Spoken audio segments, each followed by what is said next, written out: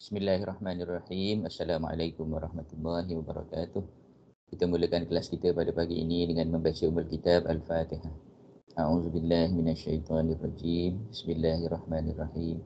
Alhamdulillahirabbil alamin, arrahmanirrahim, maliki yaumiddin. Iyyaka na'budu wa iyyaka nasta'in. Ihdinas siratal mustaqim. Siratal ladzina an'amta 'alaihim ghairil maghdubi 'alaihim waladdallin. Amin. Bismillahirrahmanirrahim. Alhamdulillahirabbil alamin. Wassalatu wassalamu ala sayyidina Muhammadin asyrafil anbiya'i wal mursalin wa ala alihi wa sahbihi ajmain. Ya Allah, ya Tuhan kami, ampunkanlah dosa-dosa kami, ampunkanlah dosa kedua ibu bapa kami dan kasihilah mereka sebagaimana mereka mengasihi kami di masa kecil. Ya Allah, ya Tuhan kami, kurniakanlah kepada kami ilmu yang bermanfaat untuk diri kami, keluarga kami, agama kami, bangsa kami dan negara kami. Ya Allah, ya Tuhan kami, berilah kepada kami kejayaan di dunia dan di akhirat. Ya Allah, ya Tuhan kami, jadikanlah kami orang-orang yang bersyukur. Rabbana atina fid dunya hasanah wa fil akhirati hasanah wa qina azabannar. Walhamdulillahi rabbil alamin.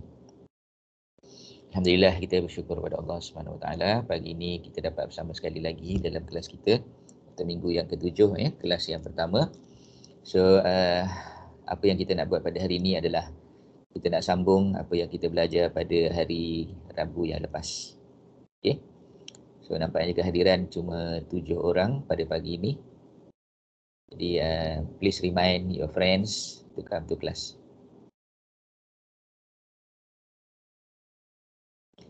So first kita akan sambung dulu yang minggu lepas.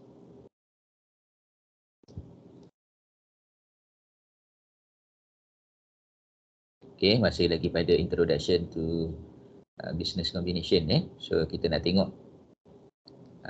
Okay, in the previous class we have seen the different types of structure. Different structure.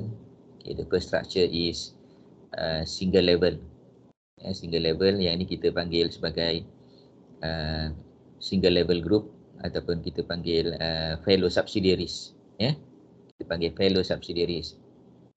So for fellow subsidiaries, we have one parent, and below the parent it can be 1 or 2 or 3 or 5 or 10 or 100 subsidiaries. But the level is only one level.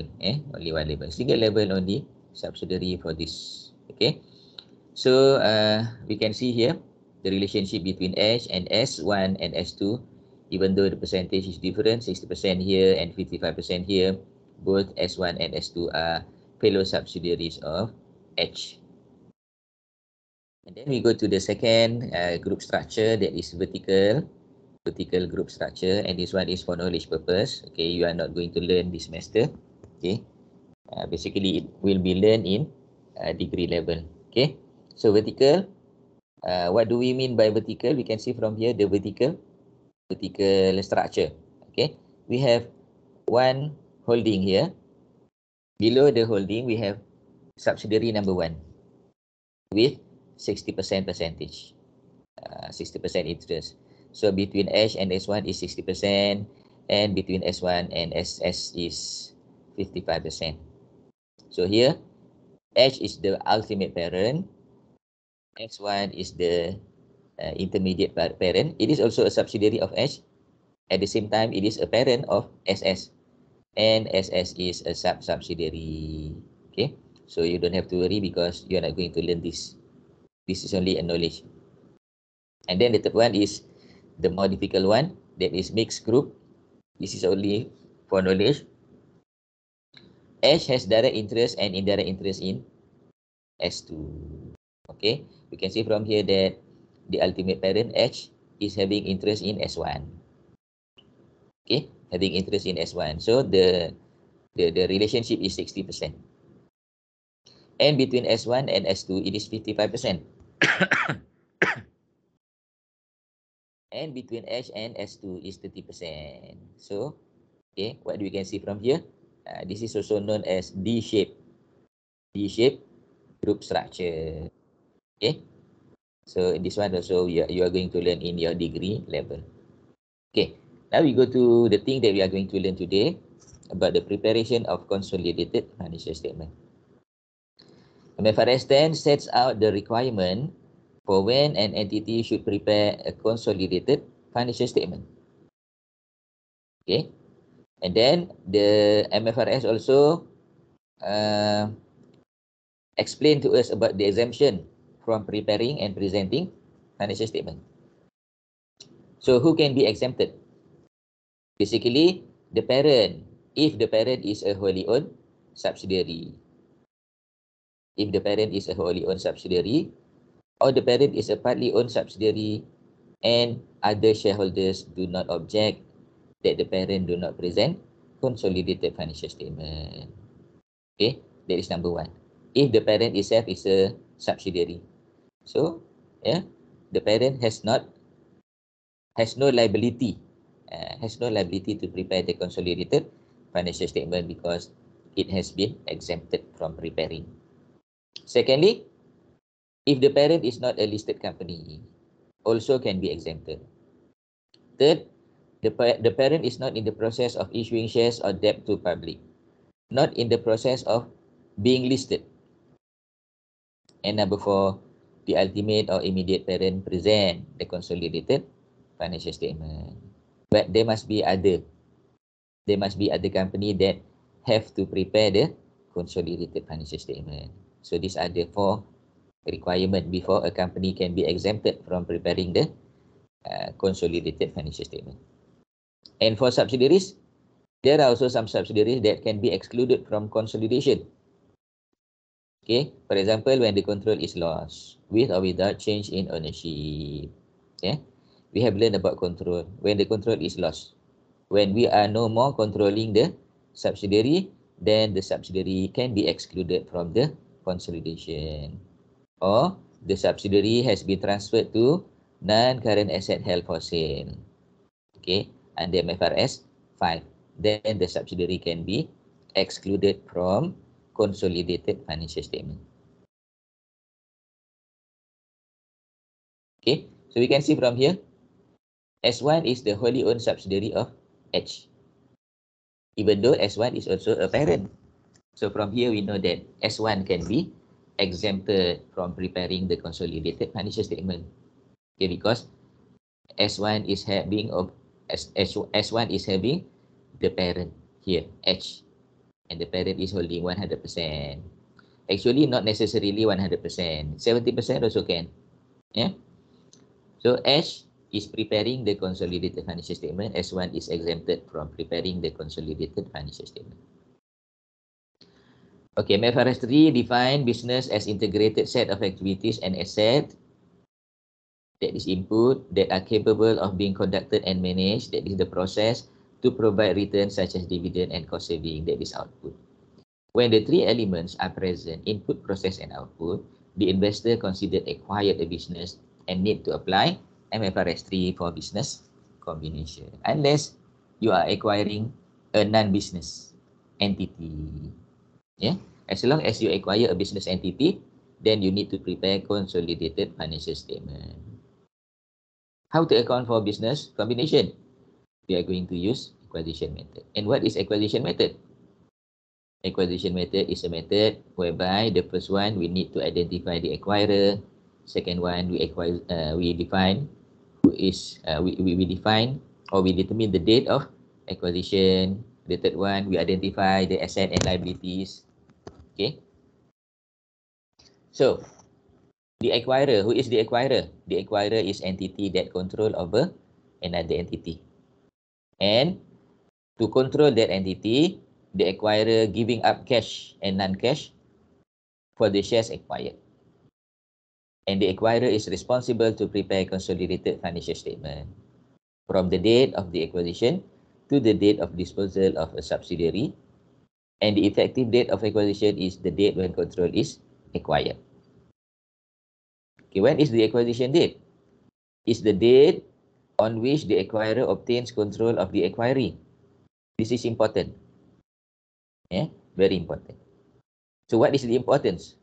The importance is to determine pre and post acquisition profit. Okay, and then number 3, we need to identify what are the asset and liabilities. Yeah, what are the asset and liabilities of the subsidiary. Okay, So consideration transferred and also goodwill. Just now, we talk about we want to purchase shares in another company. How are we going to pay? We can pay the purchase by issuing equity. Number 3, we can issue equity. We can issue equity to the existing shareholders. Or we can pay by asset, by transferring the asset. For example, cash. So we pay by cash also can. Or we can also issue liabilities by issuing bonds, for example. So the purchase price or the consideration transferred can be in the form of cash, can be in the form of liabilities, and can be in the form of equity. And also number 4, okay, contingent consideration. Contingent consideration. Normally, contingent consideration is a situation where the acquirer promise to pay additional amount to the existing shareholders. Yeah? To pay additional amount to the existing shareholders in the future. Okay. And then we need to identify the non-controlling interest. If the acquirer acquire less than 100%, there is another party known as non-controlling interest. So basically, non-controlling interest can be calculated by using 2 methods. Okay, the first method is at proportionate of fair value of net asset acquired. And second method is at fair value of shares in subsidiary. But for the purpose of FAR 320, we are going to use the first one, at proportionate of fair value of net asset acquired only. Okay. And then we are going to list down what are the fair value of net asset of the subsidiary. Basically, net asset of subsidiary is actually the comparison between total asset and total liability. Yeah, total asset and total liability is equal to net asset. And net asset is also equal to equity. So we can show the total asset minus total liabilities, or we can show also the equity that is comprised of share capital, retained earning, revaluation reserve, and etc. And by comparing these two items, that is the combination of consideration transferred and the non-controlling interest, which is known as fair value of investment. We compare with fair value of an asset. We are going to get a figure which is either goodwill or bargain purchase. Yeah, either a goodwill or bargain purchase. That one we are going to learn later about the goodwill and bargain purchase. Okay, and what is the accounting treatment? What is the accounting treatment of the investment in subsidiary? Let's say Ash acquired 100% ordinary shares of S by issuing 80,000 of its own shares valued at 3 ringgit each and 40,000 cash. Then the journal entry will be debit investment in S 280,000, credit cash 40,000, and credit ordinary share 240,000. Okay, so this is the accounting treatment, the debit entry, the debit and credit entry in the books of the acquirer. And then we said just now, when there is a business combination, we are going to use acquisition method. Yeah, we are going to use acquisition method. So how are we going to treat the investment in the books of Ash? The investment will initially be measured at cost and subsequently measured at cost less impairment. Okay, this is the second last page for this slide. The consolidation procedure according to MFRS 10. Okay, when there is a parent, when there is a subsidiary, how are we going to consolidate the financial statement? The first step is to combine line items. Yeah, to combine line items of liabilities, asset, liabilities, equity, income, expenses, and cash flow of the parent with those of the subsidiary. We combine What is the meaning of combine? We add the asset of parent and subsidiary. We add the liabilities of parent and subsidiary. We add the equity of parent and subsidiary, income and expenses, and also cash flow. That is step number 1. The step number 1 is very easy. Just to add together, to combine the item. Step number 2, to offset or to eliminate the carrying amount of the parent investment in each subsidiary and the parent portion of equity of each subsidiary. So we are going to eliminate. Just now we have debited the investment in subsidiary of 380,000. Okay. So in this second step, we are going to eliminate that amount. So how to eliminate that amount? Okay. The elimination of that amount is by way of this. Debit ordinary share capital of S. Okay, ni contoh lah ya. Tapi angka dah lain dah ni. Ya. Debit at ordinary share capital of S. Debit retained earning of S. Debit goodwill. Credit investment in S and credit non-controlling interest. That is step 2. And step 3, to eliminate in full intra-group assets and liabilities, equity, income, expenses and cash flows relating to transactions between entities of the group. Yeah. So we are going to eliminate the intercompany balance.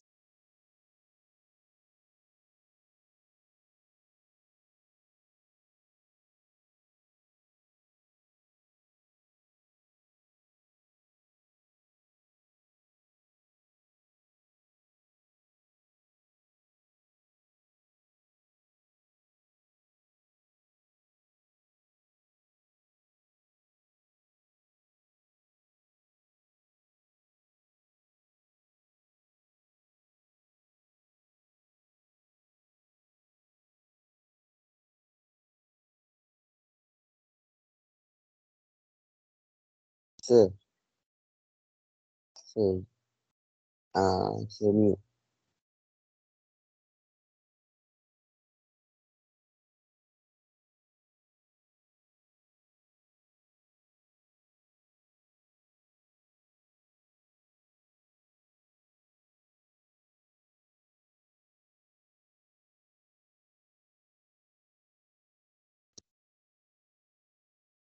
Kenapa baru bagi tahu lama dah ni. Okay, saya kena cancel dulu saya punya rakaman ni. Dah 20 minit kan? Dekat 20 minit, 15 minit ni. Tak ada, baru je. Baru je? Baru je. Yang termute ni baru saja? Baru je. Macam mana boleh mute Dekat M tu kot. M ya? Okay. So tak lama Tak. Okay, kalau tak lama, okay, saya teruskan. Terkejut saya kalau mute daripada tadi 20 minit. Okay, kalau ada tadi.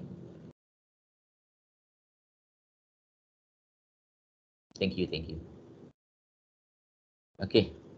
So, daripada sini saya ulang balik So, step 1 ni, to combine line items. Okay, to combine line items. Jadi, bila kita kata combine line items ni maknanya, kita campurkan saja asset of the parent plus asset of subsidiary. Liabilities of the parent plus liabilities of the subsidiary. Equity of the parent plus equity of the subsidiary. Income of the parent plus income of the subsidiary. Expenses of the parent plus expenses of the subsidiary.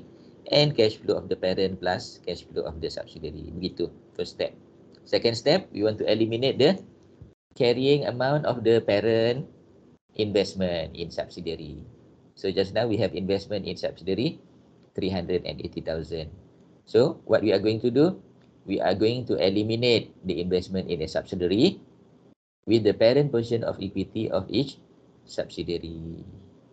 Okay, so saya tunjukkan tadi kat surat sebelah ni tapi angka lain.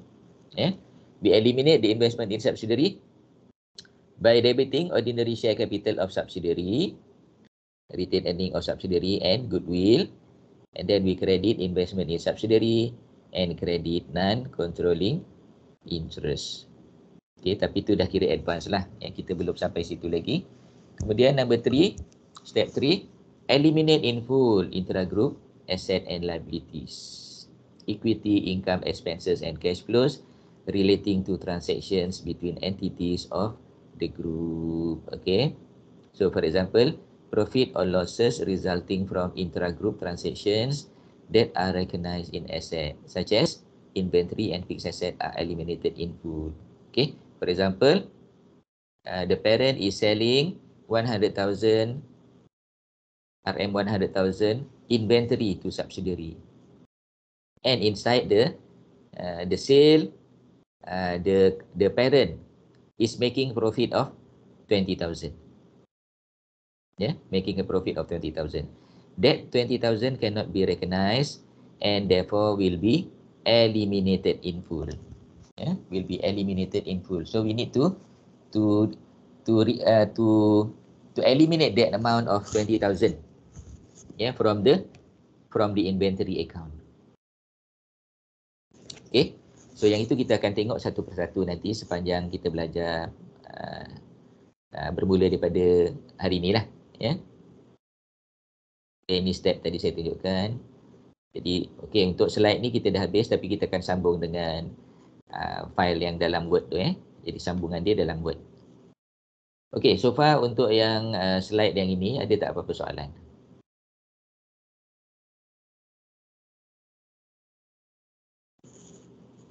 Ada apa-apa soalan?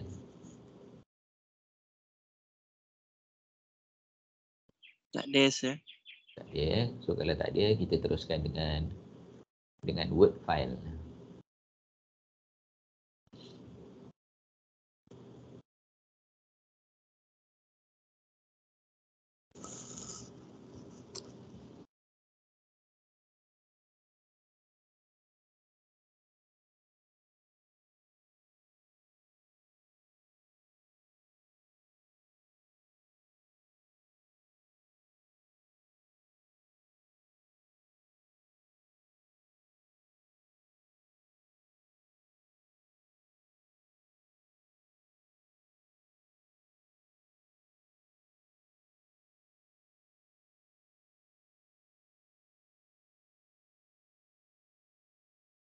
Okey, file ni semua orang dapat ya?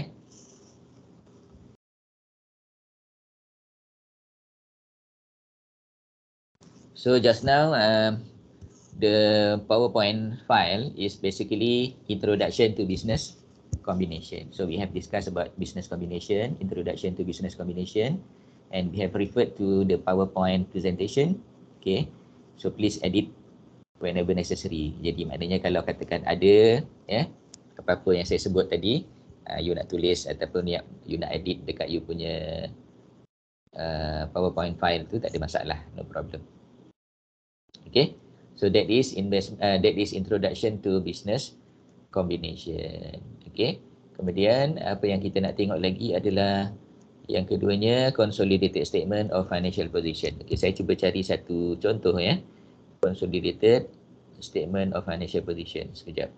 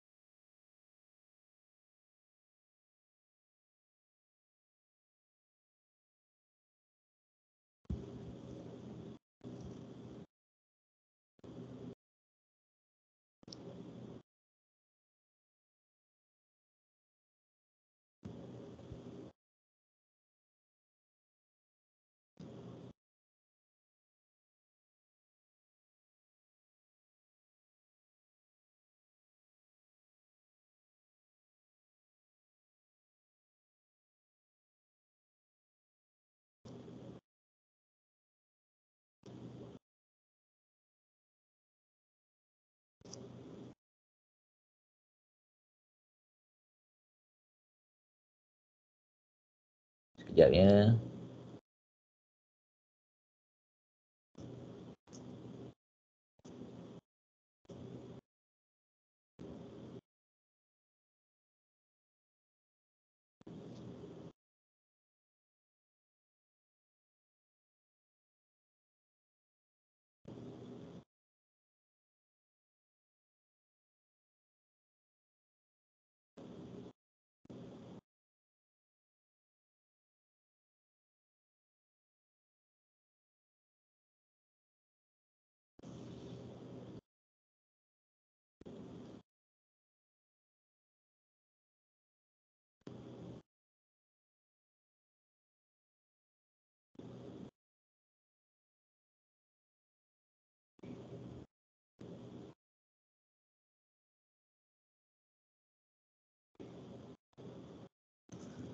Okey, file tidak ditemui.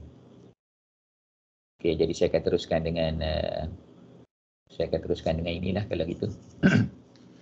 Okey, jadi apa yang saya nak tunjukkan tadi sebenarnya adalah format format consolidated financial statement. Okey, tapi tak apalah, kita tunjukkan dulu nota-nota di bawah. Okey. So we are going to start with consideration transferred. Consideration transferred that we can find in example 6 in page 318. Okay, for those who have the book, you can refer to page 318, and as well as example 1 in page 334. Okay, jadi apa yang ada dalam example 6 in page 318 dan juga example 1 in page 334. So what we have here, okay, for those who have the book, you can refer to your book. If not, then you can refer to this note, ya. Surat 318. Okay. So in this page 318 under example 6, okay, example 6 ni sebenarnya masih chapter 9. Okay. So what we have here, we have an example whereby AWE issued 10 million ordinary shares to acquire 7 million of the 10 million issued ordinary share of SUB. Di keadaan dia. Ya. AWE as a company issued 10 million ordinary share to acquire 7 million of the 10 million issued ordinary share of SUB. SUB is another company. So what AWE is going to do? It purchased 7 million out of 10 million ordinary share of SUB. And how AWE is going to pay?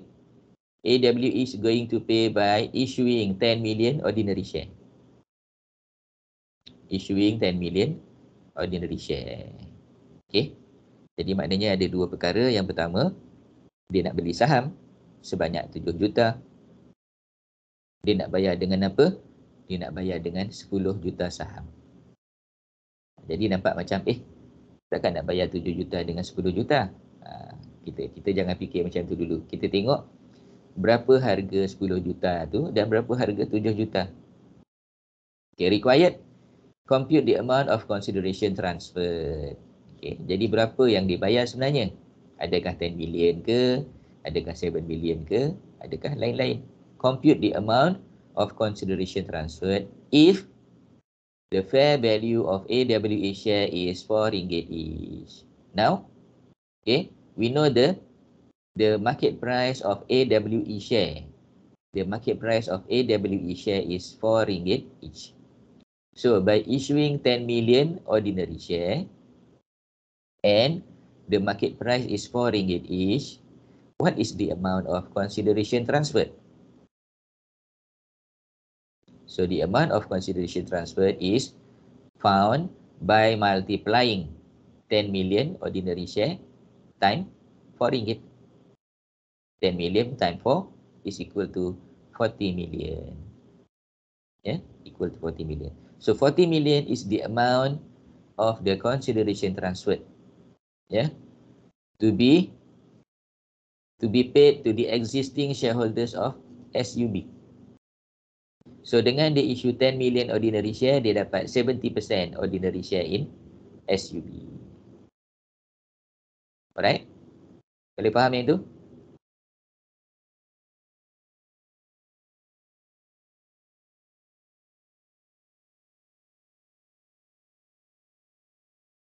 Are you following?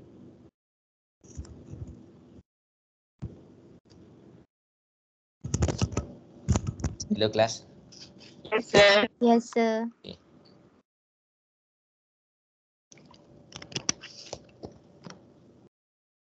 Okay. So itu dia kata if the share price of AWE is 4 ringgit each. Keadaan yang kedua, kita tak tahu harga saham AWE. Okay. Kita tak tahu harga saham AWE, tapi dia kata dia nak issue 10 million to purchase 7 million shares of SUB. Yang kita tahu adalah harga saham SUB. The fair value of AWE share is not available, but the fair value of SUB share is 6 ringgit each. Okay. So what is the consideration transferred? The consideration transferred is 7 million times 6 ringgit. Walaupun dia issue sebanyak 10 million, so 10 million ni silent. 10 million ni silent sebab kita tak tahu harga dia. Okay. Apabila kita tak tahu harga 10 million ni, kita akan pergi kepada yang 7 million. Berapa harga 7 million? Harga pasaran dia adalah RM6 setiap satu. So, now, what is the amount of consideration transferred? The amount of consideration transferred is 42 million. That is 7 million times 6 million equal to 42 million. So, can you see from here, you are doing the same thing but you are getting two different results. Okay. Dia punya event tidak berubah. Issuing 10 million ordinary share to acquire 7 million ordinary share. But the consideration transferred will change. The consideration transferred is not the same if the facts are not the same. The first fact is AW share is RM4 each. The second fact is we do not know the market price of AWE share. But we know the market value of SUB share. Jadi harga dia menjadi berubah daripada 40 million kepada 42 million. Jadi dua-dua betul bergantung kepada maklumat yang diberi. Okey? Itulah dia. Okey. Satu lagi adalah kita nak tengok example in page 344 ya. Jadi saya tak tulis kat sini. Siapa-siapa ada buku kita boleh tengoklah page 334.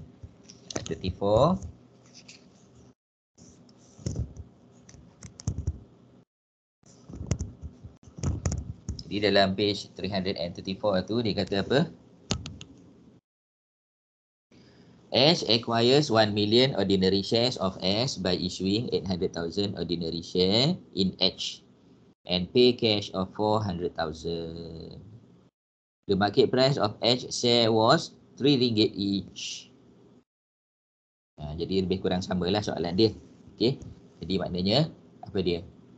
Dalam example tu dia kata H acquire 1 million ordinary share of S by issuing 800,000 ordinary share in H and paying cash of 400,000. Jadi apa yang dia buat? Okeylah saya tuliskan kat sini.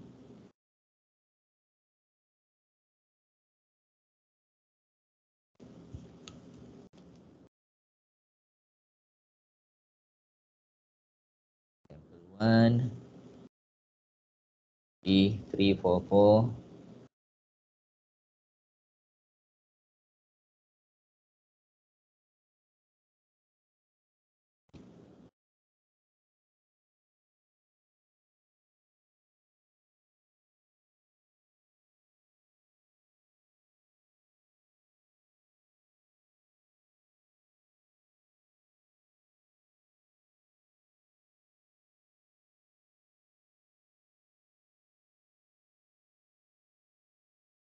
Okey, jadi apa yang berlaku? H acquire 1 million ordinary share of S by issuing 800,000 ordinary share and cash payment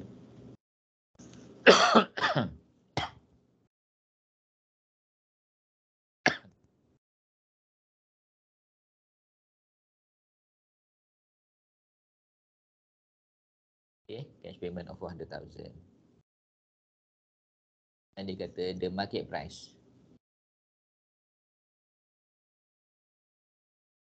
of H share is RM3 each.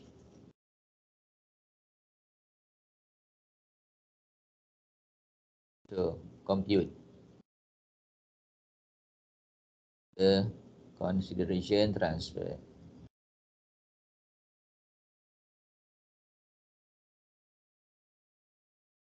So can you calculate the consideration transferred? How much?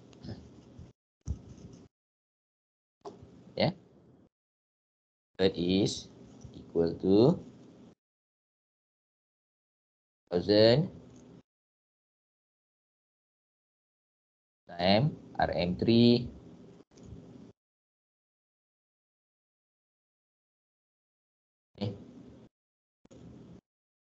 ordinary share, ya.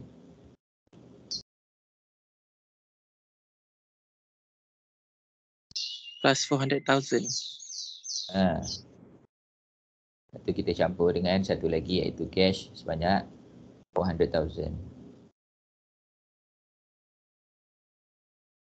So what is the answer? 8 kali 3 24. 2.4 million. So jadi 2.8 million, ya. RM 2.8 million. So that is the answer for example 1 in page 344. Next. Okay. Next, we want to know about the pre-acquisition reserve. Okay. We want to know about the pre-acquisition reserve. So what is pre-acquisition reserve? What is reserve basically? Anybody knows what is reserve?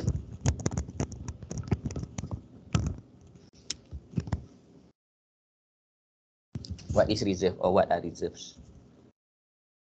Reserve ni apa? Simpanan.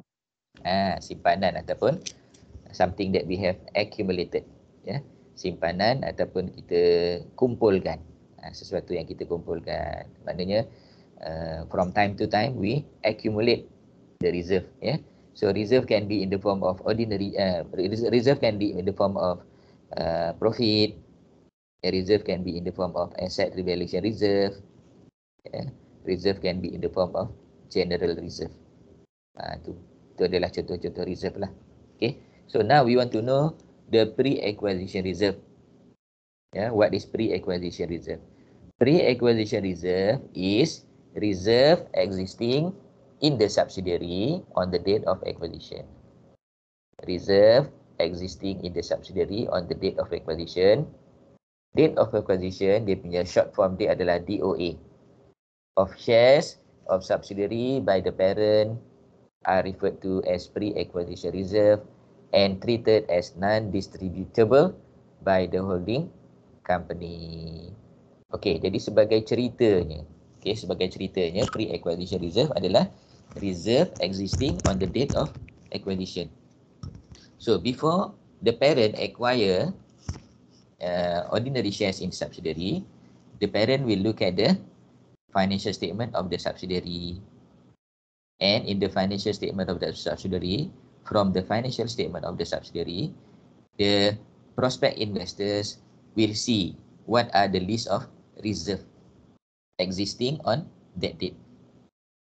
If the acquirer want to acquire the shares in subsidiary on 1st January 2021, then it has to refer to the latest financial statement. To the latest statement of financial position. So when is the latest statement of financial position? The latest consolidated financial statement could be the financial statement on 31st December 2020. The financial statement 31st December 2020. So from there, the prospect acquirer will see the list of shares and reserve. The list of shares and reserve. Let's say the acquiree is having 1 million ordinary share, and also it has 100,000 or 200,000 retained profit. It has asset revaluation reserve. It has general reserve. So those reserve are reserve existing on acquisition date, and those reserve are known as pre-acquisition reserve because the reserves were obtained before the acquisition take place. Before the acquisition take place. All the reserve are the reserve obtained by the subsidiary before acquisition take place. That's why it was known as pre-acquisition reserve. Okay. So by knowing that, we have to understand that those reserve are non-distributable. Non-distributable. Contohnya lah, biasanya kalau kita ada profit, kita akan distribute kita punya dividen dengan menggunakan profit tadi lah. Kita distribute dividen kepada members of the company ataupun shareholders by using that profit. So kalau ada 100,000 profit, we can declare dividend.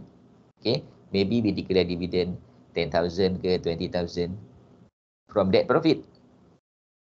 Tetapi bila profit tadi dikata it become a pre-acquisition profit, that is the profit available on the date of acquisition, that profit can no more be distributable. Tak boleh lagi kita nak distribute sebab dia adalah pre-acquisition profit, pre-acquisition reserve. So kita tak boleh nak distribute lagi. So kalau katakan kita nak distribute dividen pada tahun 2021, acquisition tadi berlaku pada 1 Januari 2021 kan, dan dia ada profit 100,000, tak boleh guna dah. So the company will depend on the current year profit. Kalau nak bayar dividen, dia kena gunakan current year profit. Jadi current year profit kena carilah profit tahun tu. 2021 tu kena ada profit, barulah dia boleh declare dividen. Okay. So that is pre-acquisition reserve. Dalam buku pun tak banyak cerita dia, kat sini pun dalam nota saya lagilah saya ringkaskan. Okay. So untuk detail dia dalam buku ada 2 paragraf, dalam nota saya ni 1 paragraf. Okay, next. Kita nak masuk kepada yang C, preparation of consolidated financial statement on the date the shares were acquired. Okay. Preparation of consolidated financial statement on the date the shares were acquired. We can refer to example 2 in page 336. Okay, but you don't have to worry. If you have the book, you can refer to example 2 in your book. If you do not have the book, you can refer to this note. Because, okay, I have rewritten the example in this note. Okay, given below are the statement of financial position of 2 companies, H&S as at 1st January X3. So kita ada statement of financial position of the 2 companies kat sini. Okay, the first company is H and the second company is S. So initially H and S, they have no relationship. They have no relationship. However, because of H has acquired shares in S, they have relationship started on that date. Starting from that date, they have relationship. That is the relationship between parent and subsidiary. The relationship between parent and subsidiary. So, apakah relationship dia? Kita tengok dalam additional information. In additional information, on 1st January X3, H acquired 100% of issued ordinary share of S by issuing 200 million ordinary shares in H and 6% loan note for 50 million to the shareholders of S. The market value of the equity share of H on 1st January X3 was RM1.50. So apa yang berlaku? On 1st January X3, H acquired all the shares in S. Okay, kita tengok all the shares in S. Berapa banyak S ni ada ordinary share? Okay, S ni dia ada 200 million ordinary share. Dia ada 200 million ordinary share. Berapa H sanggup bayar untuk beli keseluruhan ordinary share dalam S ni? Dia kata dia issue 200 million juga ordinary share in H plus 6% loan note. 6% loan note, dan dia punya ordinary share tadi harga dia RM1.50 each. So 200 million times RM1.50 equal to 300 million plus 6% loan note amounting to 50,000. Jadi berapa tu? 350 million. 350 50 million. Okey, kita tengok dulu statement of financial position. Kita baca dulu. Okey. Okey. Statement of financial position of Ash comprise of ordinary share 500 million, retained profit 100 million, current liabilities 20 million. Pada bot S, it has ordinary shares of 200 million, retained profit is 150 million and current liabilities 20 million. Whereas for the non-current asset of H, it has 350 million and current asset is 270 million. Whereas for S, it has non-current asset of 100 million and current asset of 270 million. Itu saja yang ada. Ini adalah before the acquisition of shares in S. Okay, before acquisition of shares in S. Sebab statement of financial position ni adalah pada tarikh 1 hari bulan Januari X3, iaitu pada tarikh acquisition. Maknanya acquisition tadi not yet recorded by H. Not yet recorded by H. So we are going to see how H will deal with this. Required, calculate the consideration transferred, that is the cost of investment. Okay, the answer is how much is the cost of investment ataupun consideration transferred. Okay, kita dapati kat situ 6% loan note is 50,000. Ordinary share in H 200 million times RM1.80 is equal to 300,000. So what is the total consideration transferred? The total consideration transferred is 350,000.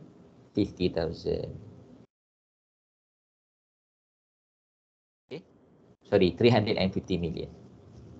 Do you get it, class? Are you following? Yes. Yeah. Okay, very good. Okay. So, bila kita dah boleh follow ni, kita tengok kat situ macam mana kita nak calculate dia punya consideration transferred. So, for C, we calculate consideration transferred only. Okay, we do not do more than that in C. Sekarang kita pergi pada D. So D, in D, we are going to calculate the goodwill or bargain purchase. Goodwill or bargain purchase, and this one we can refer to example 3 for goodwill in page 338 and example 4 in page 341 for bargain purchase. Okay, so first kita tengok what is goodwill on consolidation. What is goodwill on consolidation? Goodwill on consolidation is defined as an asset representing the future economic benefit arising from other asset. Ya. So selama ni kita belajar goodwill daripada part 1 sampailah part berapa dah? Part 4. Okey, kita belajar goodwill. Okey. So sekarang ni part 5 baru kita belajar betul-betul what is goodwill. Tapi di sini adalah goodwill yang kita panggil purchase goodwill. Purchase goodwill that can be recognized as an intangible asset.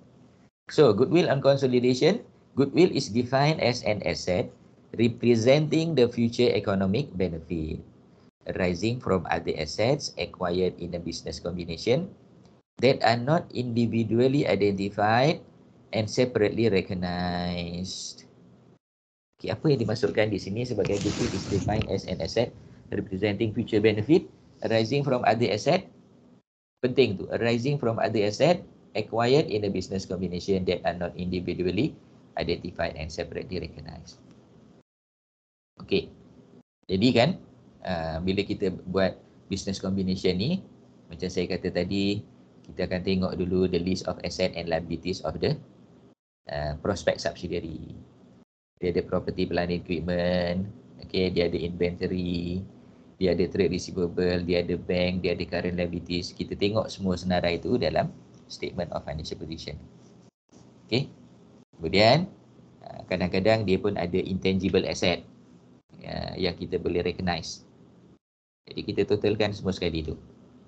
Totalkan semua sekali itu dengan dia punya fair value. Katalah property, plant and equipment, dia punya fair value 1 million. Kemudian inventory, fair value 100,000.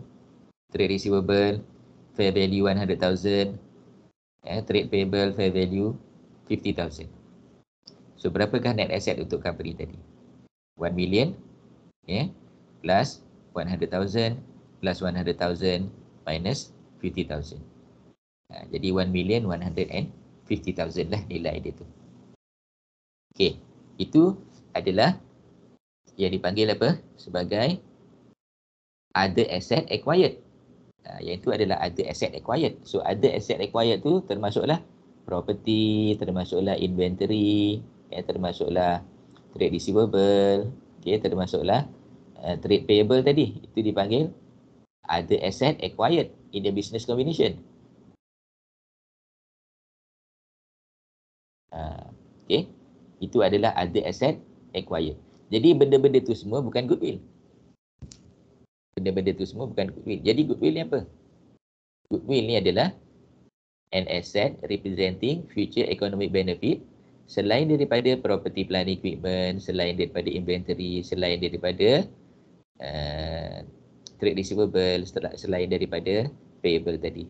Dan juga selain daripada intangible asset yang kita recognize. Dan apakah ciri-ciri goodwill ni?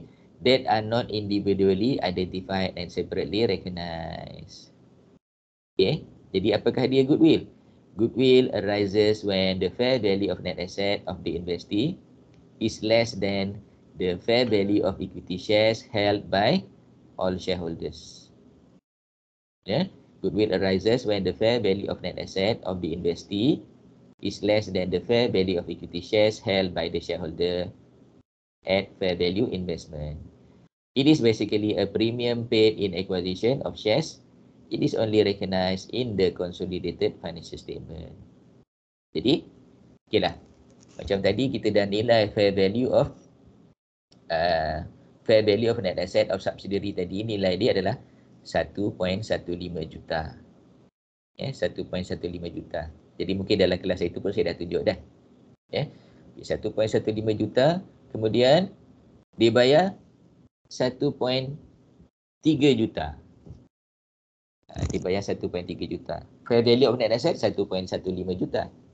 Tapi dibayar 1.3 juta. Jadi dekat situ ada difference sebanyak 150,000. So 150,000 itulah yang kita panggil goodwill. 150,000 tu kita panggil goodwill. Okey. Untuk memahamkan lagi, kita tengoklah example 3.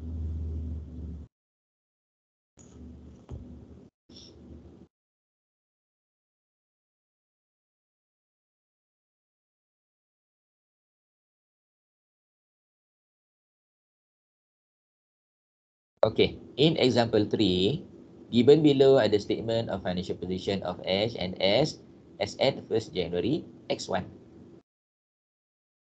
The statement of financial position of Ash and S as at 1st January X1.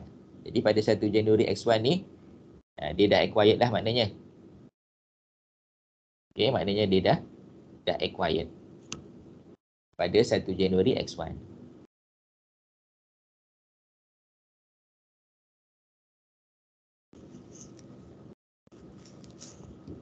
Okay, so first thing, we go through the statement of financial position of Ash and S. Okay, we can see from here that Ash has ordinary share of 600 million, whereas S 200 million. Okay, retain profit 400 million here, H and S is 100 million. Current liabilities 40 million of H and S is 30 million. Okay, what is next? Non-current asset of H is 400 million, S 170 million. And then in H, there is an investment in S of 400 million. And also current asset of 240 million. And here S we have 160 million. Okay, this is important. Investment in S is important. Why is it important? Okay, it has been recorded by Ash that it has made an investment in S. It has made an investment in S, and the consideration transferred is 400,000. Okay, the consideration transferred is 400,000. So it means H has made a payment of 400,000 to acquire these ordinary shares plus retained profit. 200,000 plus 100,000.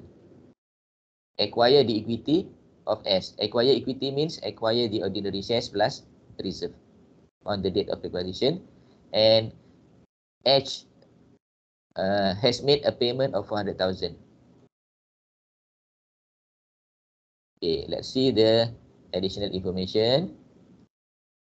In the additional information, H acquired all ordinary shares of S on 1st January X1 with a cash payment of 400,000. Now, we are going to calculate. Please calculate the goodwill. Please calculate the goodwill. So how are we going to calculate the goodwill? To calculate the goodwill, we are going to compare the consideration transferred and the fair value of net asset on 1st January X1. Okay, fair value of net asset on 1st January X1. I said just now, we compare the consideration transferred, that is 400,000, and the fair value of net asset on 1st January 20 X1. Okay, let's look at the fair value of net asset of subsidiary on 1st January X1. We go to the statement of financial position. What is the net asset of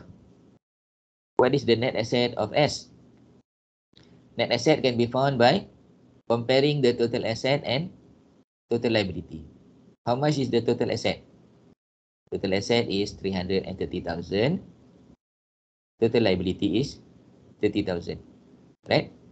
Total asset is 330,000. Total liability is 30,000. Okay. In another way, we can get our net asset that is equal to equity. So net asset that is equal to equity is comprised of ordinary share and retained profit. Ordinary share is 200,000 and the profit is 100,000. So the amount is the same, 200,000 plus 100,000 equal to 300,000. So from that amount, we list down the fair value of net asset by using the equity. Here, the fair value of net asset by using the equity comprised of ordinary share capital 200,000 and retained profit on acquisition 100,000. When we add the two together, 200,000 plus 100,000 equal to 300,000. This 300,000 is known as fair value of net asset on 1st January X1. And we are going to compare with the consideration transferred, that is 400,000. So now, is there any difference between 400,000 and 300,000? Yes. Yes, there is a difference of 100,000. And this 100,000 is known as goodwill. Yeah, apa tadi goodwill? Goodwill is asset arising from acquisition of other asset. Actually, we are acquiring other asset. And we are acquiring other asset. But goodwill is asset acquired by way of acquiring other asset. Acquiring other asset. Jadi kalau kita tak acquire property, plant, equipment, kalau kita tak acquire inventory, kalau kita tak acquire current asset yang lain dalam S, boleh tak kita acquire goodwill saja? Boleh tak kita? Boleh. Jawapan dia tak boleh. Kan? Sebab goodwill ni hanya wujud apabila wujudnya aset-aset yang lain. Jadi goodwill tadi tak boleh wujud dengan sendirinya. Okay, in business combination. So there must be other asset first. Ya, other asset, we value the other asset. Kan? Asset tadi kita value yang nilai dia 1 million ke, 100,000 ke, 100,000. Dah totalkan. Kita dah totalkan all the fair value of asset yang available ataupun yang kita panggil identifiable tadi. Lepas tu barulah kita tambah. Kalau kita nak tambah, kita tambah 1.15 juta tadi kita tambah jadi 1.3 juta. Maka 150,000 tadi saya kata adalah goodwill. Jadi kita tak boleh nak beli goodwill saja. Kita kena beli aset-aset yang lain. Barulah kita dapat goodwill. Okay kelas? So that is goodwill on consolidation. Jadi nampak simple kan? Nampak simple bila kita buat dalam bentuk macam ni. Okay, so far everybody is following or not? Yes. Yes. Okay, Alhamdulillah, bagus. So kita pergi pada yang kedua, bagian purchase. Apa pula bagian purchase?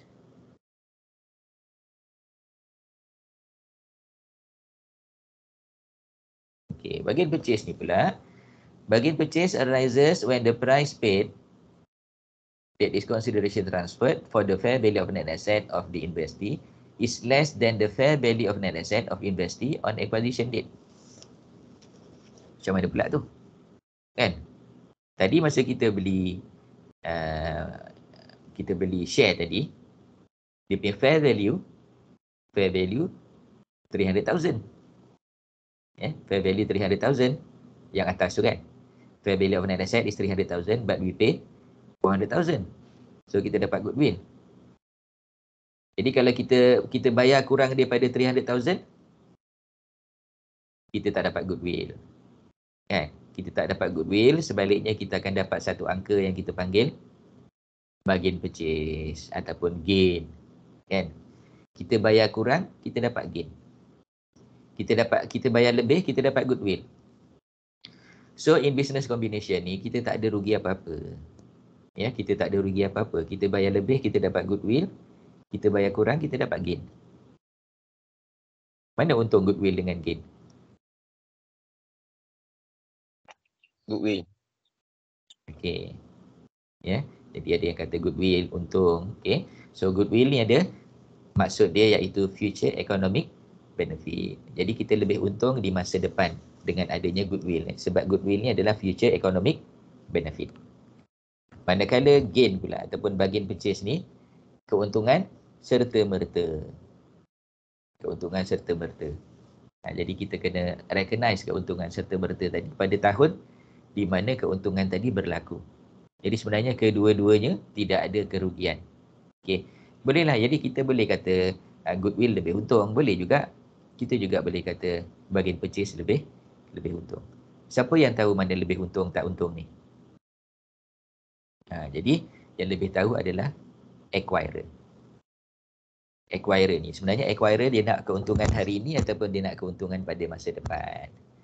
Jadi kalau dia nak keuntungan pada masa depan, dia bayar goodwill.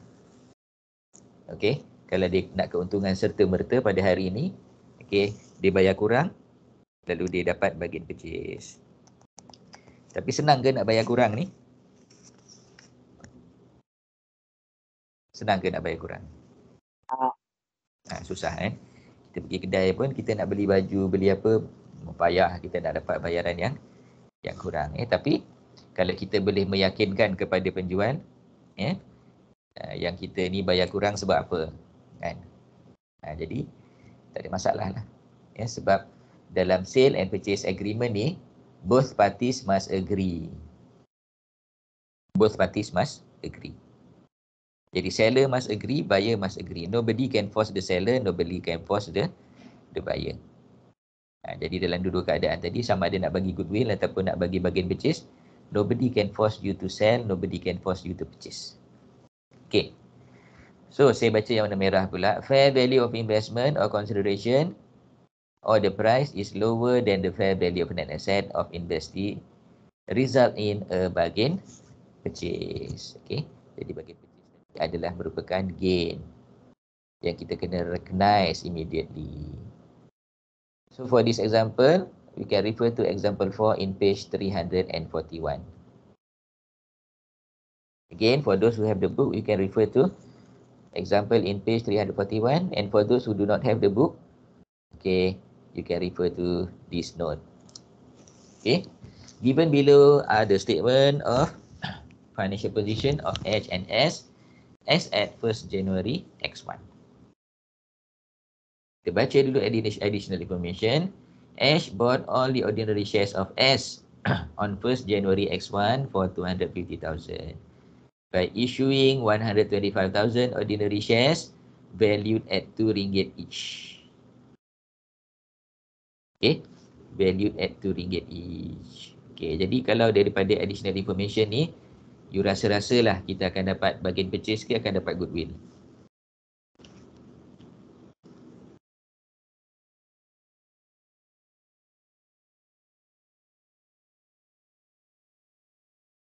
Kita akan dapat untung masa depan ke untung masa kini? Untuk masa depan. Untuk masa depan. Kena tengok betul-betul tu.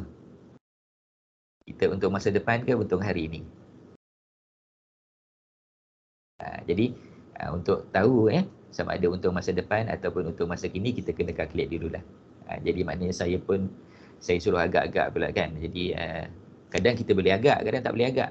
Okay, so kita baca dulu statement of financial position of H and S. Okay, so ordinary share of H kali ni 650 million. Lebih besar daripada yang tadi. S pula maintain 200 million. Retained profit of H 200 million, S 100 million, current liabilities 40 million here and 30 million here. Okay, so total equity and liability is 890 million untuk H, untuk S 330 million.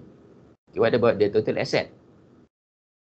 Total asset of H comprised of non-current asset 400,000, investment in S 250,000 and current asset of 240,000. Okay, saya highlight warna kuning ni, investment in S hanyalah 250,000 saja. Berbanding dengan yang tadi 400,000. Sekarang ni 200,000. Jadi dibayar sikit je. Dibayar sikit Okay. So,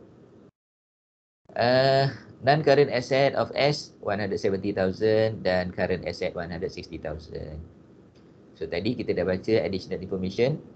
Sekarang ni kita nak calculate goodwill ataupun bargain purchase.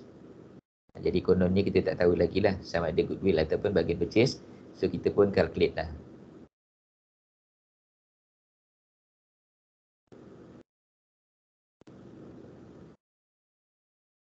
Okay, ni dia. Consideration transfer is 250,000. Mana datang consideration transfer ni? Consideration transfer we can find from statement of financial position of H, investment in S ni 250,000.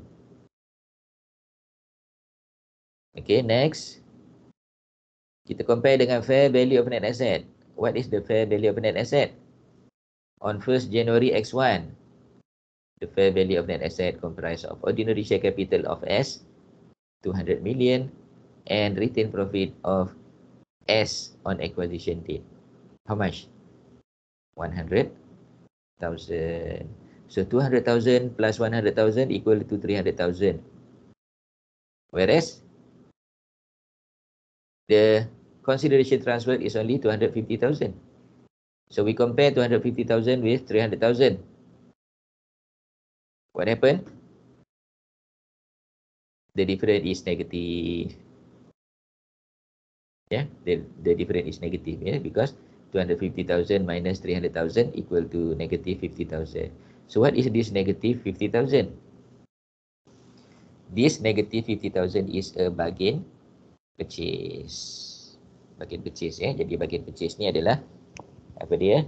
When the consideration transfer is smaller than the fair value of net asset acquired. Fair value of net asset acquired is 300,000 and the consideration transfer is only 250,000. Jadi kita bayar kurang untuk sesuatu yang lebih. Jadi keuntungan hari ini ke keuntungan masa depan? Hari ini. Yes, keuntungan pada hari ini. Jadi kalau kita suka untung hari ini ke untung masa depan? Masa depan. Dia bergantung lah. Ada setengah orang dia nak untung hari ini kan. Ada setengah orang nak untung masa depan. Contoh macam kalau katakan orang yang bekerja dan menyimpan duit dekat EPF lah. Jadi dia kata bila dapat peluang untuk keluar 10,000 pada tahun ini, ada yang keluarkan juga, ada yang tak keluarkan. Jadi yang keluarkan tu mungkin disebabkan oleh dia ada perkara lah yang dia nak settlekan dengan 10,000 tu. Kemudian yang tak nak keluarkan tu dia kata, saya dah lama simpan benda ni, saya nak ambil nanti masa umur saya 55 tahun ataupun 56 tahun. Jadi objektif kita ni tak sama. Semua orang dia objektif dia tak sama. Jadi begitu juga dengan business combination ni, objective of the acquirer is not the same, kan? Acquirer ini dengan acquirer yang lain tak sama. Ada acquirer yang Objektif dia nak dapat profit pada hari ini. Of course lah, dia nak profit juga pada masa depan. Ada acquirer yang dia kata, okay, never mind. Okay, I don't want to take the profit today. I want to take the profit in future. Sebab itulah dia memilih goodwill berbanding dengan bargain purchase.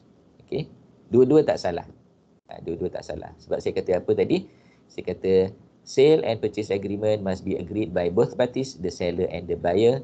Nobody can force the seller to sell. Nobody can force the buyer to buy. Okay, it must be agreed by two parties. Kedua-dua pihak mesti setuju. Kalau dipaksa, boleh ke paksa? Yang boleh paksa ni kerajaan aja lah. Kerajaan boleh paksa. Tetapi syarikat ni tak boleh paksa syarikat lain untuk bersetuju. Kerajaan boleh paksa. Kalau kata kerajaan, dia kata, okey, ada banyak sangat bank kat Malaysia ni. Kita nak minta bank ni bergabung lah. Daripada 50 jadi 10 saja. Jadi itu adalah arahan. Jadi bila arahan atau paksaan ni terpaksalah.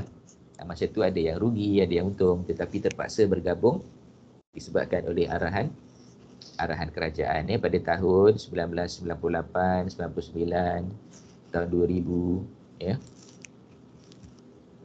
Masa tu awak tak lahir lagi kot. Tahun 98, 99, 2000 ni awak tak lahir lagi rasanya. Pada ketika itu bank-bank ni dia diarahkan oleh kerajaan untuk bergabung. Sebab pada tahun 97 berlaku krisis ekonomi dunia.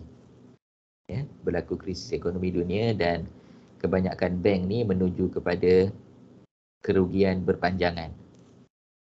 Sebab pelanggan tak boleh nak bayar hutang.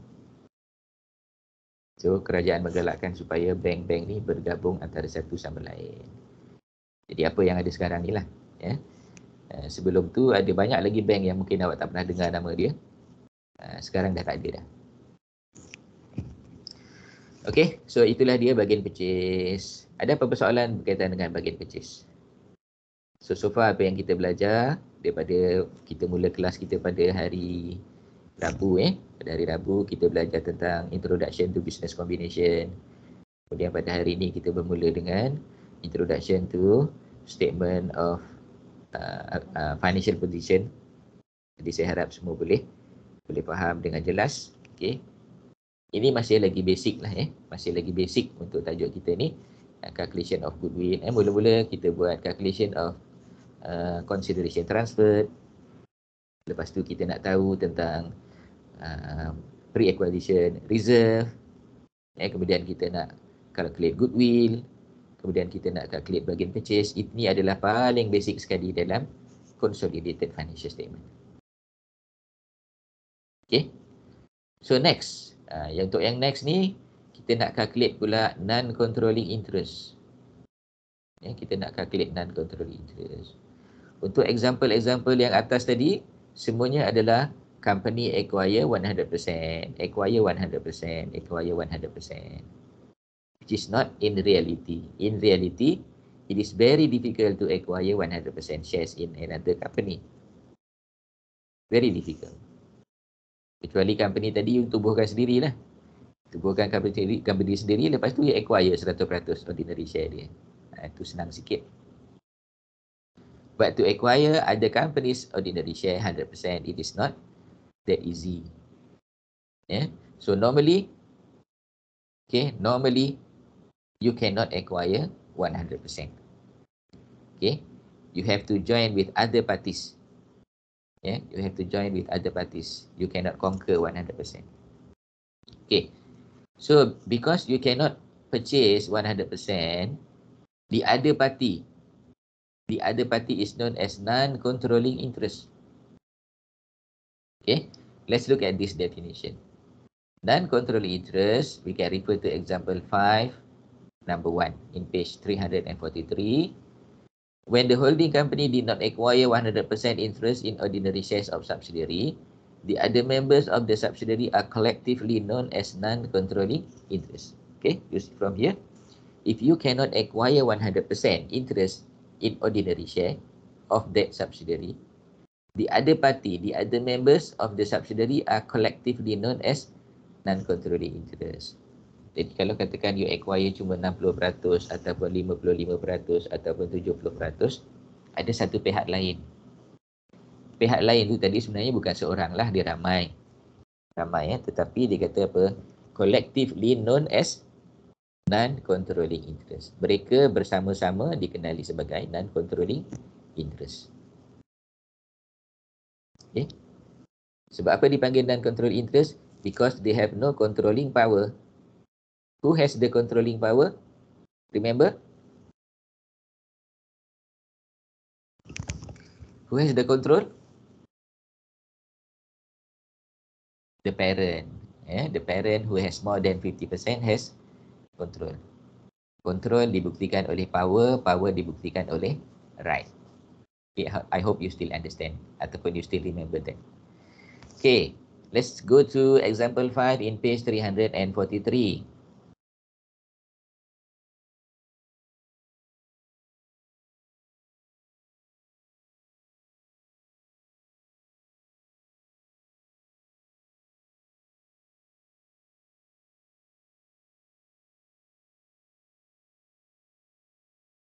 Apakah tajuk kepada example ni? Non-controlling interest. Non-controlling interest. So, non-controlling interest measured at a fair value of net asset of subsidiary. Given below are the statement of financial position of H and S as at 1st January X2 immediately after H had acquired the shares in S. Okay, so statement of financial position ni adalah statement of financial position on 1st January X2 immediately after H acquired the shares in S. Okay, let us read the statement of financial position of H. It has 1.1 million ordinary share. It has a retained profit of 50 million. Okay, semula ya. It has ordinary share of 1.1 billion. Retained profit 50 million, current liability 70 million. Whereas for S, it has ordinary share of 800 million, retained profit 100 million, and current liability is 100 million.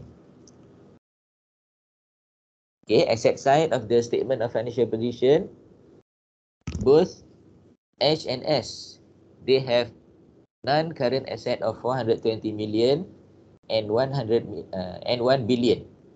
Respectively. And investment in S is costed at 600 million. Sorry, 800 million. Jadi consideration transfer kat sini adalah 800 million. 800 million. Berapa banyak saham yang dibeli? Dibeli 600 million daripada 800 million. So 600 million out of 800 million, betul ke dapat berapa? 75%?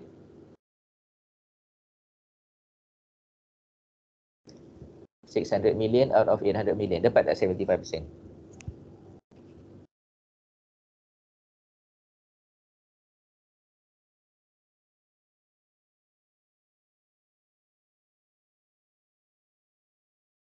H acquired 600 million out of 800 million ordinary shares of S on 1st January X2 for 800 million cash. Jadi dia telah membayar tunai sebanyak 800 juta untuk membeli 600 juta ordinary share di dalam S. Required 75%. Yeah, 75%. Required, calculate the goodwill on consolidation and the non-controlling interest based on proportionate fair value of net asset. Jadi kali ini kita nak calculate apa? Goodwill dan juga non-controlling interest. So can we calculate? Yes. First, we want to know what is the percentage of holding. The percentage is 75%. What is the amount of percentage of non-controlling interest? 25%. Step 1, Step 2, Step 3, Step 4. Okay, Step 1. Calculate the consideration transferred.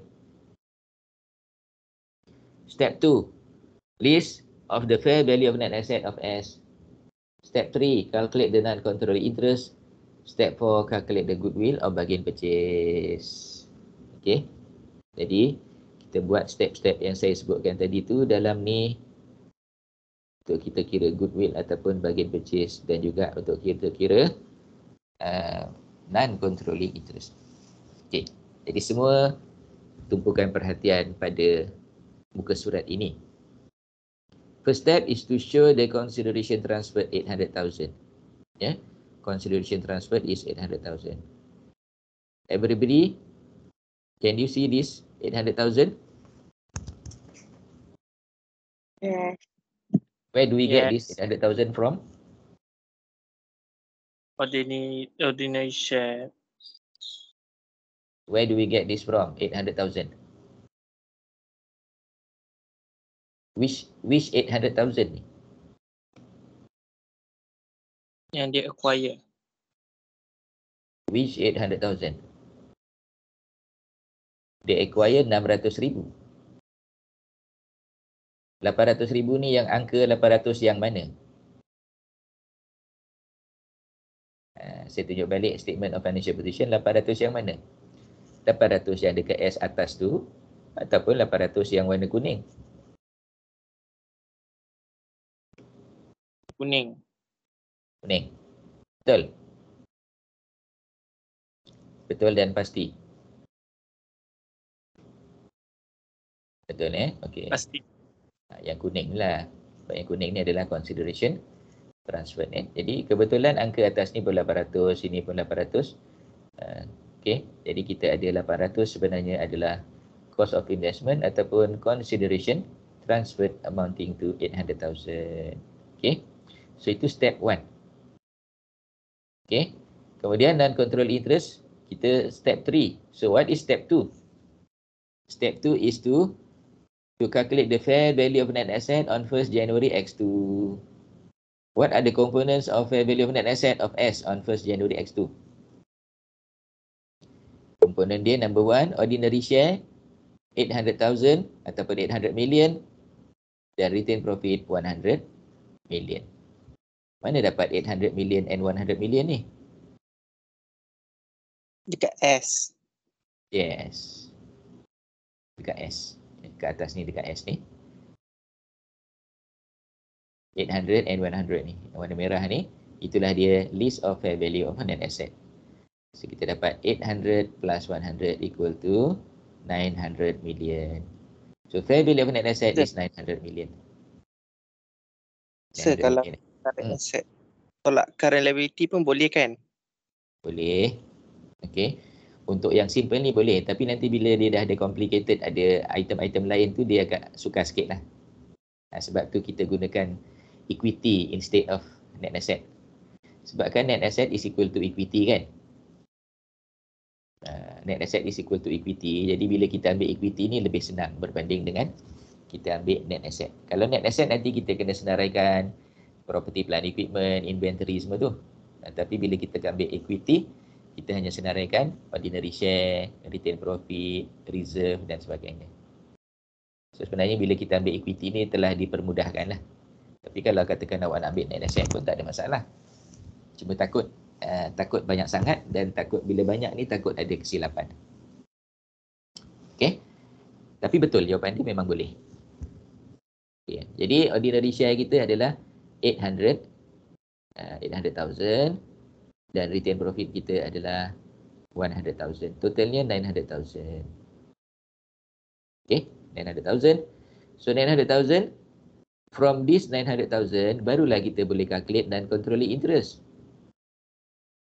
Kan? Non-controlling interest dia at fair value of net asset as a portion ataupun proportionate share of fair value of net asset of subsidiary on the date of acquisition. Therefore, tadi kita dah dapat percentage untuk non-controlling interest 25% kali dengan fair value of net asset of subsidiary on the date of acquisition 900,000 equal to 225,000.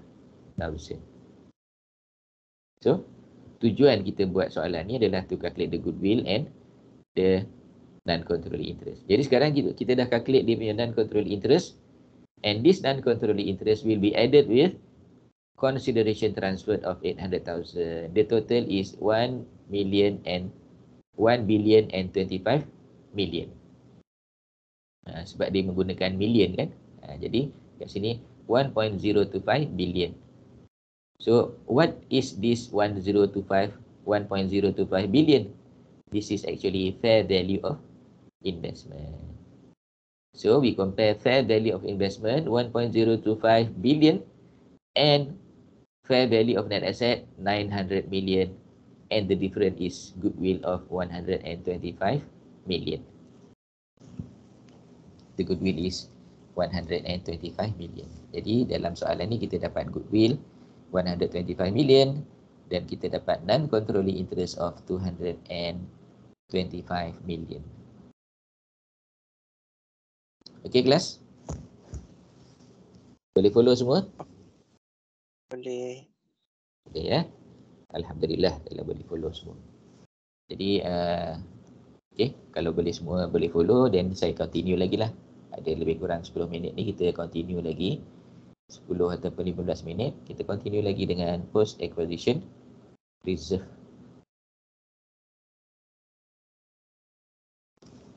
Post acquisition reserve. Apakah dia post acquisition reserve? Kalau tadi pre acquisition reserve adalah reserve existing on the date of acquisition. So what is post acquisition reserve? Post acquisition reserve are reserve existing ataupun gain ataupun obtain after the acquisition. Yeah. Reserve obtained after the acquisition. So all reserve obtained after the acquisition are known as post acquisition reserve. Profits and gains or losses made by the subsidiary after the shares are acquired are considered as post-acquisition reserve. The acquirer's share of post-acquisition reserve will form part of consolidated reserve. The non-controlling interest share of the post-acquisition reserve will be added to the carrying amount of the non-controlling interest. Okay. Jadi kita kena ingat dalam company ni tadi ada dua pihak ya. Satu pihak adalah parent, satu pihak lagi adalah non-controlling interest. Okay. Satu pihak adalah parent, satu lagi pihak adalah non-controlling interest. Jadi apa-apa saja pertambahan ataupun apa-apa saja yang diperolehi oleh subsidiary, sama ada bertambah dari segi pendapatan, bertambah dari segi perbelanjaan, bertambah dari segi kos, bertambah dari segi cukai, yang akhirnya menghasilkan net profit. Kan? Akhirnya menghasilkan net profit dalam subsidiary tadi. Maka net profit tadi, parent ada portion dia dan controlling interest pun ada portion dia. Ya, parent ada portion dia dan controlling interest pun ada portion dia. Untuk parent tu, dia punya portion akan masuk dalam group retain profit. Okey.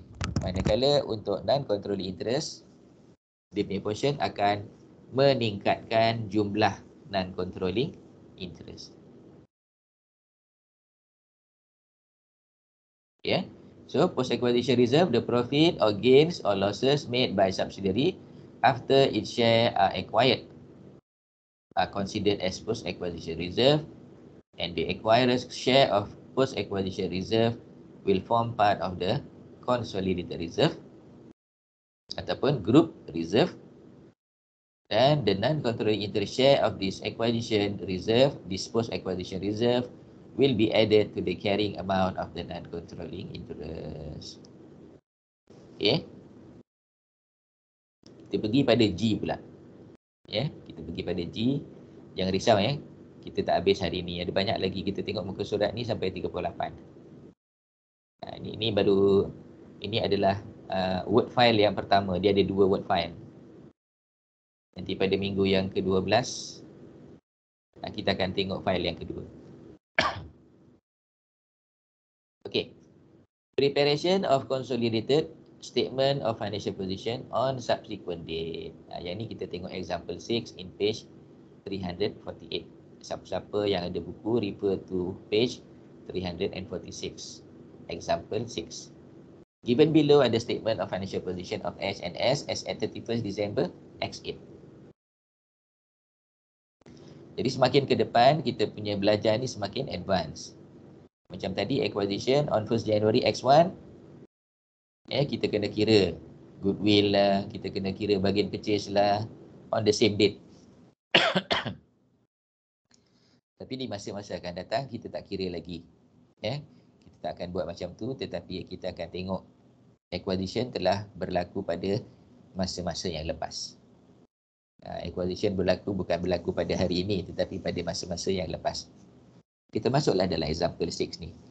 Given below are the statement of financial position as at 31st December X8. Kita tengok additional information bila berlakunya acquisition. Ash acquired 160 million of 200 million ordinary shares of S on 1st January X5 when the balance in S account were. Okey, jadi apa yang kita nak tunjuk kat sini?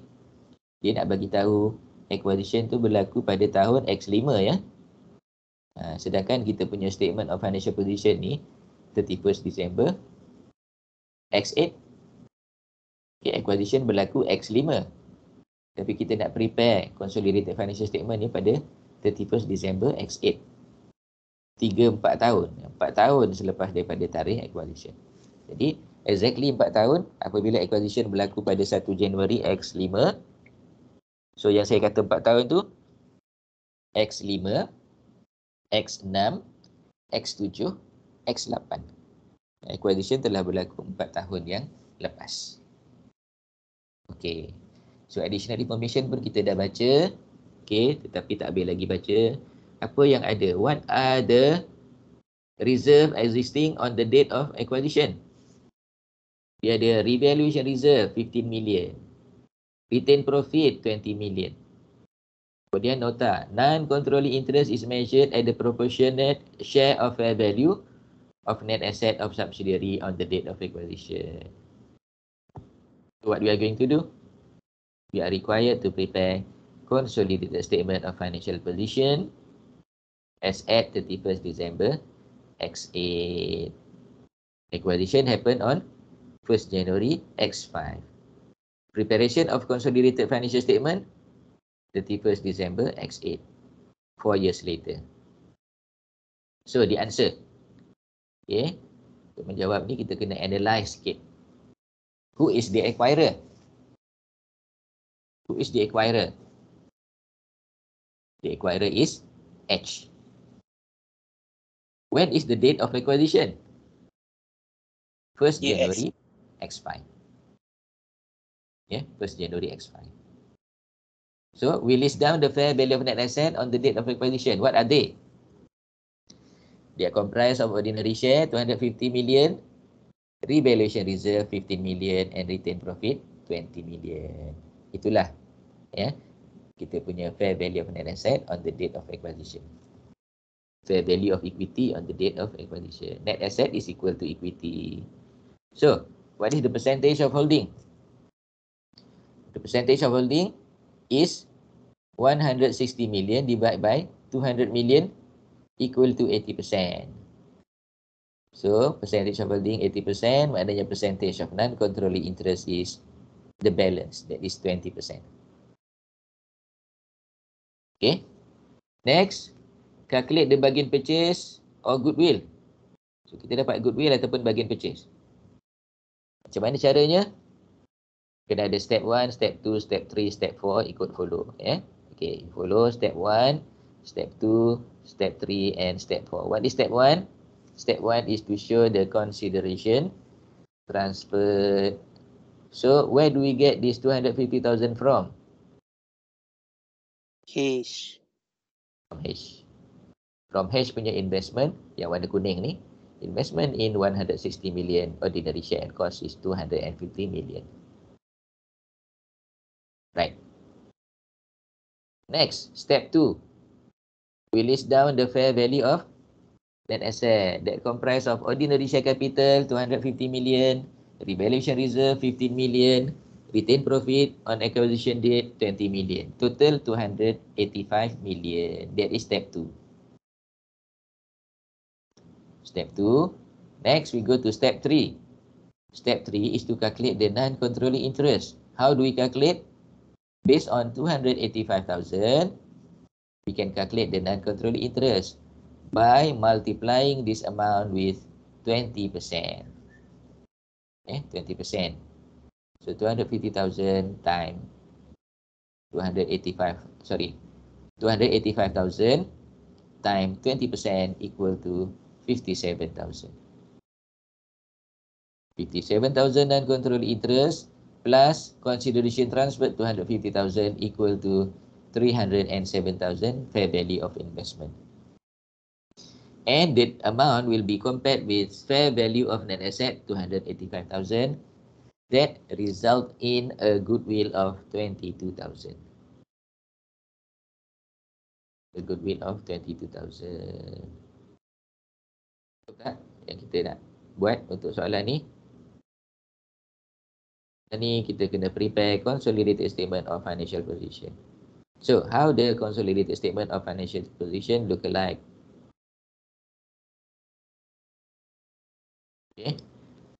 So, tadi kita dah tengok ya macam mana kita calculate goodwill, kita dapat 22 juta. 22 juta. Sekarang ni kita nak tunjukkan step yang berikutnya, iaitu kita nak eliminate investment in S tadi. Investment in S kita nak eliminate. So macam mana kita nak eliminate investment in S? So we have to debit ordinary share of S. Debit ordinary share of S 250,000. Debit revaluation reserve of S 15,000. Debit retained profit of S 20,000. Debit goodwill 22,000. Credit investment in S 250,000. And credit non-controlling interest 57,000. So basically all the figures we take from the calculation of goodwill, kan? Semuanya kita ambil daripada calculation of goodwill untuk kita debit dan kredit di sini. Dan kemudian kita nak prepare consolidated statement of financial position. Kita boleh nak buat consolidated statement of financial position. Kita kena analyse dulu the balance of financial statement. Kita kena analyse dulu. Kita analyse consolidated.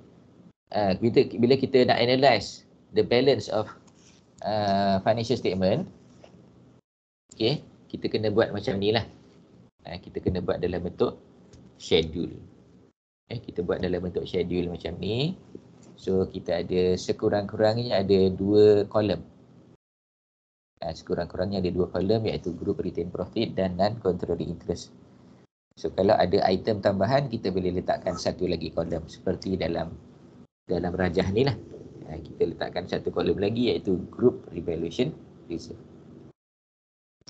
So what we are going to show in this schedule, we want to find the balance carried down of group retained profit as well as non-controlling interest on 31st December 20x8. Okay, 20x8. Okay, so kita bermula dengan kita masukkan non-controlling interest daripada goodwill tadi. From the calculation of goodwill, we find that the non-controlling interest is 57,000 ataupun 57 million. Next, we see the balance carried down of retained profit of S. The balance carried down of retained profit of S. So, from the question just now, the retained profit of S is 30,000.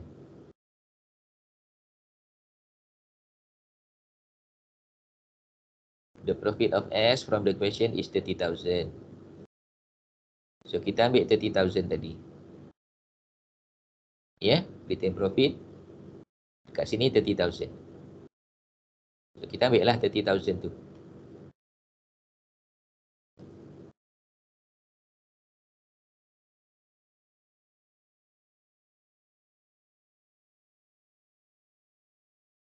Okay, kita ambil 30,000, kemudian kita tolak dengan retained profit on the date of acquisition, iaitu 20,000 dan bakinya 10,000.